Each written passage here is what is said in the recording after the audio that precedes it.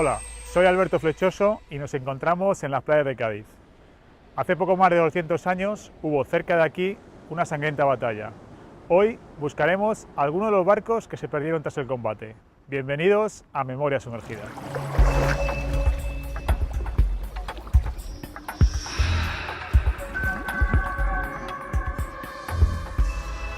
La costa de Cádiz ha sido durante milenios testigo de múltiples culturas, batallas y grandes naufragios. En 1805 se produjo un combate que marcó su historia, la Batalla de Trafalgar. Hoy recuperaremos aquella época y nos sumergiremos para buscar los restos de los barcos que aquí lucharon. Algunos aún siguen desaparecidos.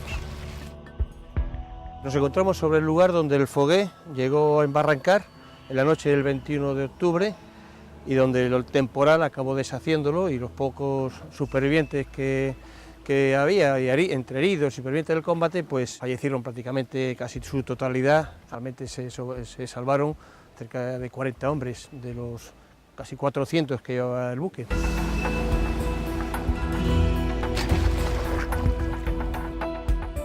Bajo estas aguas tan turbias, que a veces no dejan ver más allá de 1 metro, se encuentra semienterrado el Fogué. Muy dañado tras la batalla, desaparecía entre las olas del temporal. 2 siglos bajo el agua han dejado así sus restos. Pero, ¿qué sucedió realmente? ¿Qué conocemos de aquello?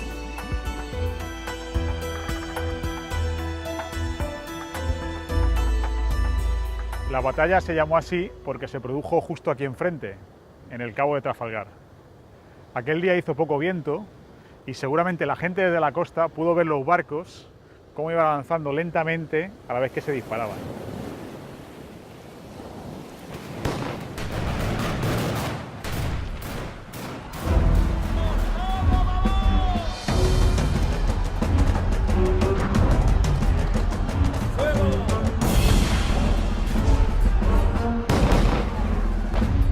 Para saber más de la batalla, hemos venido a preguntarle a un experto en historia y construcción naval, el profesor Francisco Fernández. El objetivo, para poder tener luego una presa bastante intacta y aprovecharla, cosa que era preferible, era desarbolar al barco a través de disparos al velamen o a la arboladura. La atacaban mediante unas balas especiales que eran 2 bolas unidas por un eje, que eran las palanquetas. Estas salían dando vueltas y rompían toda la jarcia, ¿no? Una bala que entre por la popa llega toda la cubierta, la recorre toda la cubierta sin interrupción. Puede matar a 100 o 200 personas con un solo tiro, si los coge a todos. ¿Y por qué no se ponía un blindaje en la popa? Bueno, ya dejaron de tenerlo, unos cañones, que son los cañones de disparar por popa, pero generalmente los barcos procuraban no dar la popa, al contrario. Aquel día en Trafalgar se enfrentaron las mejores fuerzas navales del mundo.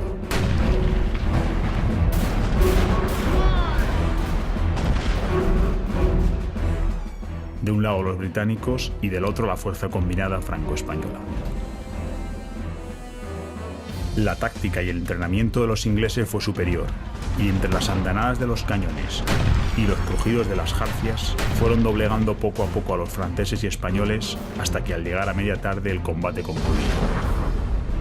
Entre los barcos apresados y hundidos se había perdido lo mejor de nuestra élite naval de la época. Pero mientras los ingleses se alejaban con su botín y los barcos supervivientes navegaban lentamente y muy dañados a Cádiz, apareció en escena un inesperado protagonista final: el temido temporal del suroeste, que sopló con furia los días siguientes, acabando de destrozar una flota que ya se encontraba en muy malas condiciones. En el Fogué la situación se convirtió en desesperada. Tanto es así que en la madrugada del segundo día después del combate, medio hundido y desarbolado, desaparecía frente a la playa de Camposoto. Solo se salvó una docena de los más de 500 hombres que iban a bordo. Las olas y la furia del temporal se los tragaba para siempre.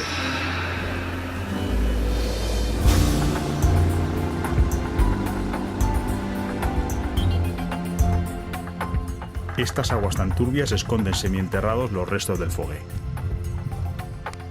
Un barco franco-español que se hundía en el temporal tras el combate de Trafalgar. 200 años después nos sumergiremos para conocer su historia y la de los hombres que iban a bordo. Van a acompañarnos los mejores expertos en la materia. Memoria Sumergida se adentra en los desaparecidos de Trafalgar.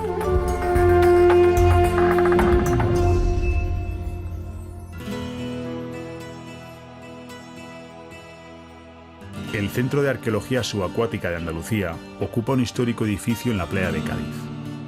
Su directora, Carmen García Rivero, nos va a explicar cuáles han sido los trabajos de localización en los barcos desaparecidos de Trafalgar. La situación del yacimiento real, es decir, esto es lo que te encontrabas, esta parte, lo que tú te encontrabas cuando ibas al agua. Y aquí hemos reflejado un poco los sondeos arqueológicos que hemos hecho nosotros para tratar de identificar el navío, para tratar de darle un nombre. Por eso pensamos realmente que el sondeo que nos planteamos coincidía con esta zona. Este estudio no nos permitió establecer que el barco era francés. La razón era que los arsenales españoles en esos momentos construían a la francesa y construían siguiendo este modelo. Todos más o menos eran parecidos. Claro, y además barcos españoles que participan en el combate naval de Trafalgar se habían construido siguiendo este modelo. Estudiamos también todos los materiales arqueológicos que se fueron recuperando cuando hacíamos estos sondeos. Y esos materiales arqueológicos también nos hablaban de un origen francés.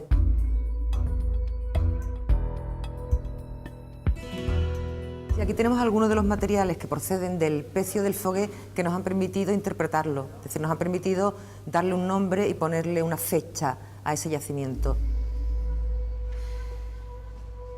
Por ejemplo, en esta llave aparece Charleville, y Charleville, aparece aquí escrito, es una factoría francesa que abastece a la Armada francesa de llaves de chispa, botones de los uniformes de los regimientos que participaron en el combate naval.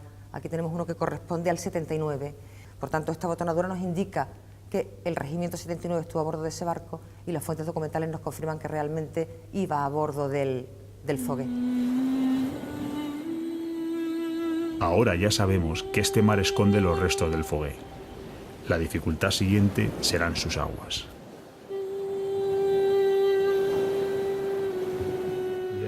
Y esto, la dificultad que tiene es la poca visibilidad, ¿no? Sí, aquí la zona es una zona que, como ves, tiene muy poco fondo.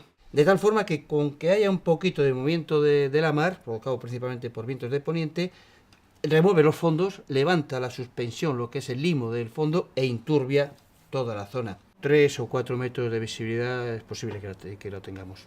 Es una visibilidad muy buena para la zona esa.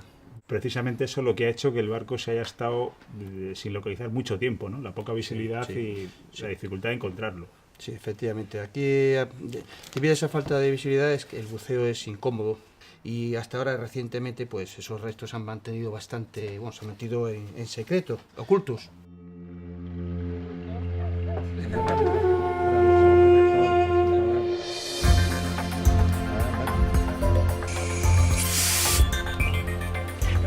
Después de todo lo que nos habían contado, por fin íbamos a sumergirnos en un barco de Trafalgar.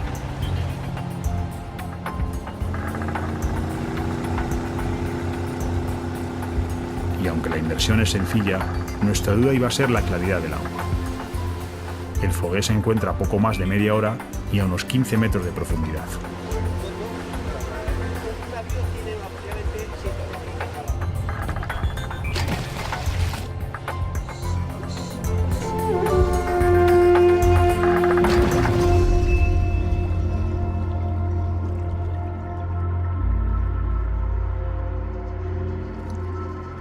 Con una visibilidad suficiente, encontrábamos los restos en un túmulo de roca. Y lo primero que apareció fue un impresionante ancla.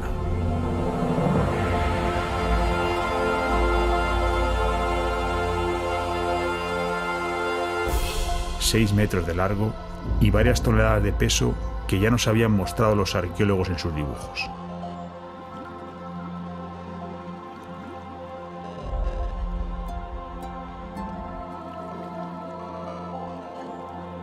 Por allí estaban las balas de cañón que nunca se dispararon y las famosas palanquetas.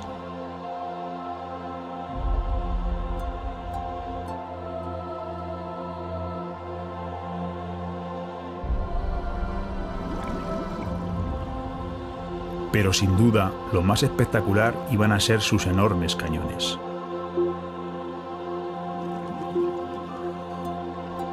varios metros de largo estaban repartidos por todo el fondo.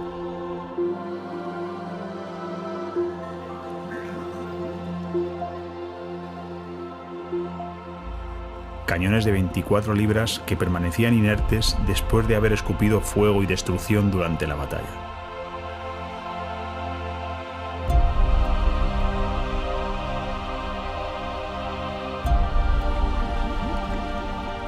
De repente, sin que nos diéramos cuenta, la corriente cambió y las aguas se volvieron turbias. Algo nos decía que estábamos perturbando la paz del lugar. Había llegado el momento de irse.